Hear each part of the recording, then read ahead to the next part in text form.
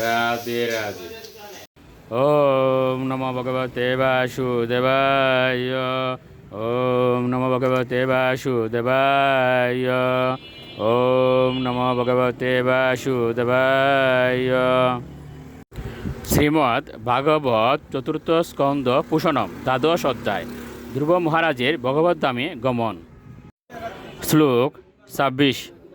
অনাস্তে তম তে পিতৃবীরনৈরপঙ্গকর্হি চেত আতিষ্ঠ জগতাম বন্দম তদ্বিষ্ণু পরমম পদম।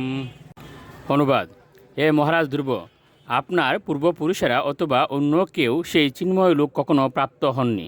সেই স্থান বিষ্ণুলোক নামে পরিচিত সর্বোচ্চ পদ, যেখানে শ্রীবিষ্ণু স্বয়ং বাস করেন।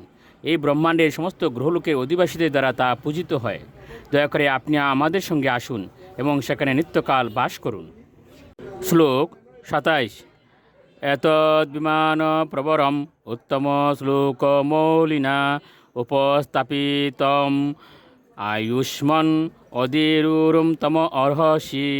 অনুবাদ: এ অমর, এই অদ্বিতীয় বিমানটি ভগবান পাঠিয়েছেন, যার স্তুতি উত্তম শ্লোকের দ্বারা করা হয় এবং যিনি সমস্ত জীবাত্মাদের শিরোমণি। আপনি এই বিমানে আরোহণের সম্পূর্ণ যোগ্য। শ্লোক ২৮।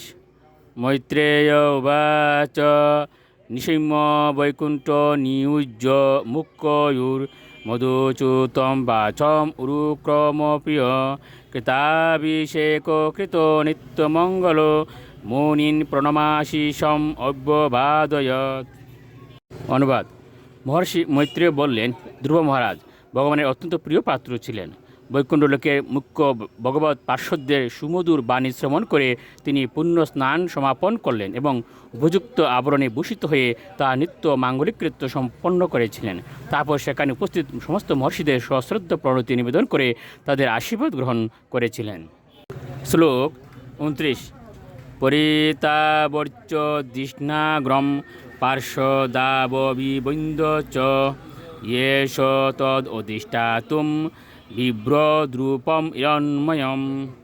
অনুবাদ: বিমানে আরোহণ করবার পূর্বে ধ্রুব মহারাজ সেই বিমানটিকে প্রদক্ষিণ করেছিলেন এবং বিষ্ণু পার্শ্বদের প্রণতি নিবেদন করেছিলেন। তখন তার রূপ তপ্ত কাঞ্চনের মতো উজ্জ্বল হয়ে উঠেছিল। এভাবে তিনি সেই দিব্য বিমানে আরোহণ করতে প্রস্তুত হয়েছিলেন। শ্লোক ৩০।